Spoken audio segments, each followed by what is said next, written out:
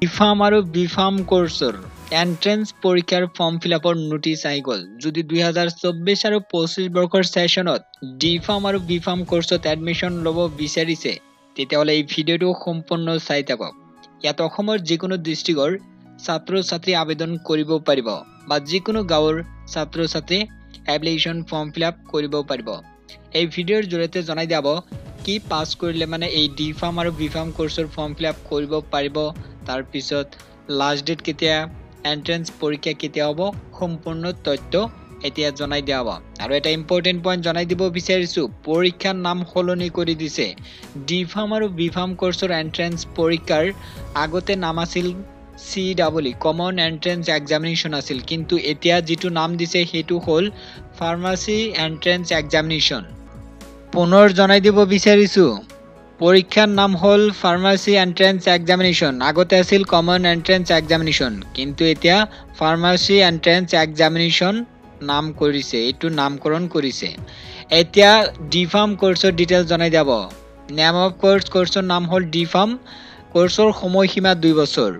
আৰু ইয়াতে উল্লেখ কৰিছে এই ডিফাৰ্ম কোৰ্ছৰ ফৰ্ম ফিলআপ কৰিবলৈ কেণ্ডিডেটৰ এইচএছ পাছ কৰা হ'ব লাগিব সায়েন্সৰ পৰা। ইয়াতে উল্লেখ কৰিছে যে যিসকল ছাত্ৰ-ছাত্ৰীয়ে সায়েন্সৰ পৰা এইচএছ পাছ কৰিছে সেইসকল ছাত্ৰ-ছাত্ৰী আবেদন কৰিব পাৰিব। আৰু এটা ইম্পৰ্টেন্ট পইণ্ট জনাই দিব বিচাৰিছো, যদি কেণ্ডিডেট ফিজিক্স বা কেমিষ্ট্ৰিত যদি গ্ৰেছ নম্বৰ পাইছে বা ফেল কৰিছে সেইসকল কেণ্ডিডেট কিন্তু এই ডিফাৰ্ম কোৰ্ছৰ ফৰ্ম ফিলআপ কৰিব নোৱাৰিব। পুনৰ জনাই দিব বিচাৰিছো, যদি কেণ্ডিডেট ফিজিক্স বা কেমিষ্ট্ৰিত যদি ফেল কৰিছে বা গ্ৰেছ নম্বৰ লৈ পাছ কৰিছে সেইসকল কেণ্ডিডেট এপ্লাই কৰিব নোৱাৰিব বা এডমিশ্যন ল'ব নোৱাৰিব। বহুতে মানে থিওৰিত পাছ কৰিছে, প্ৰেক্টিকেলত ফেল কৰিছে, সেইবিলাকো নোৱাৰিব। দুটাতেই 5 নম্বৰ থাকিব লাগিব, তেতিয়াহে এই ডিফাৰ্ম কোৰ্ছৰ ফৰ্ম ফিলআপ কৰিব পাৰিব। আবেদন কৰা ছাত্ৰ-ছাত্ৰীৰ মিনিমাম বয়স হ'ব লাগিব 17 বছৰ। মিনিমাম 17 বছৰ ধৰি দিছে। 2 নম্বৰ কোৰ্ছৰ নাম হ'ল বিফাৰ্ম, 4 বছৰ কোৰ্ছৰ সময়সীমা। আৰু ইয়াতে উল্লেখ কৰিছে এই বিফাৰ্ম কোৰ্ছৰ ফৰ্ম ফিলআপ কৰিবলৈ 12 পাছ কৰা হ'ব লাগিব, অৰ্থাৎ এইচএছ পাছ কৰা হ'ব লাগিব সায়েন্সৰ পৰা। লগতে ইয়াতে উল্লেখ কৰিছে উইদাউট গ্ৰেছ নম্বৰ, মানে গ্ৰেছ নম্বৰ নোপোৱাকৈ পাছ কৰা হ'ব লাগিব, তেতিয়াহে এই বিফাৰ্ম কোৰ্ছৰ ফৰ্ম ফিলআপ কৰিব পাৰিব। এতিয়া এপ্লিকেশ্যন ফিৰ ডিটেইলছ জনাই দিব। General, OBC, MOBC, SC, ST, EWS কেটেগৰীৰ 2000 এপ্লিকেশ্যন ফি।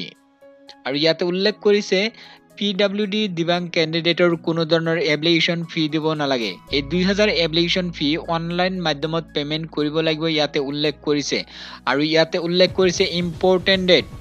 ইয়াতে কৈছে যে কেণ্ডিডেটৰ ফৰ্ম ফিলআপ কেতিয়া হ'ব, ইয়াতে তাৰিখ উল্লেখ কৰিছে 2024 চনৰ মে মাহৰ 14 তাৰিখৰ পৰা অনলাইন ফৰ্ম ফিলআপ কৰিব পাৰিব ডিফাৰ্ম আৰু বিফাৰ্ম কোৰ্ছৰ। আৰু ইয়াতে উল্লেখ কৰিছে লাষ্ট ডেট হ'ল 2024 চনৰ মে মাহৰ 29 তাৰিখ। আৰু এই ডি আৰু বিফাৰ্ম কোৰ্ছৰ এন্ট্ৰেন্স পৰীক্ষা হ'ব 2023 চনৰ জুন মাহৰ 23 তাৰিখত। আৰু এডমিট কাৰ্ড লাভ কৰিব 2024 চনৰ জুন মাহৰ 15 তাৰিখৰ পৰা এডমিট কাৰ্ড লাভ কৰিব। এতিয়া জনাই দিয়া হ'ব পৰীক্ষা ক'ত ক'ত হ'ব। ইয়াতে উল্লেখ কৰিছে গুৱাহাটী, ডিব্ৰুগড়, শিলচৰ, যোৰহাট, বৰপেটা, তেজপুৰ, ডিফু, লখিমপুৰ, ধুবুৰী আৰু কোকৰাঝাৰ। অনলাইন ফৰ্ম ফিলআপৰ সময়ত কেণ্ডিডেট নিজৰ ইচ্ছামতে পৰীক্ষাৰ চেণ্টাৰ বাছনি কৰিব পাৰিব। ইয়াতে উল্লেখ কৰিছে এন্ট্ৰেন্স পৰীক্ষাৰ চিলেবাছ। ফিজিক্স, কেমিষ্ট্ৰি, বায়'লজি আৰু ইংৰাজী বিষয়ৰ মানে পৰীক্ষাত মানে প্ৰশ্নবিলাক আহিব।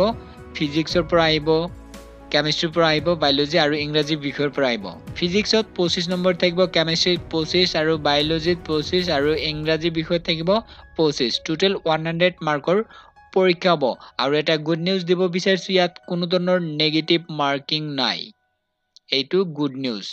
আৰু ইয়াতে কিছুমান ইম্পৰ্টেন্ট পইণ্ট উল্লেখ কৰিছে যে কেণ্ডিডেটৰ যিটো পৰীক্ষা হ'ব 100 মাৰ্কৰ MCQ হ'ব। আৰু ইয়াতে উল্লেখ কৰিছে there is no negative marking for wrong answer. Full উত্তৰত কোনো ধৰণৰ নেগেটিভ মাৰ্কিং নাই। আৰু প্ৰশ্নবিলাক আহিব ক্লাছ 12ৰ কিতাপ চাব দিছে। সায়েন্সৰ ক্লাছ 12ৰ ফিজিক্স, কেমিষ্ট্ৰি, বায়'লজি আৰু ইংৰাজীৰ বিষয় চাব লাগিব, ইংৰাজীৰ গ্ৰামাৰ চাব লাগিব।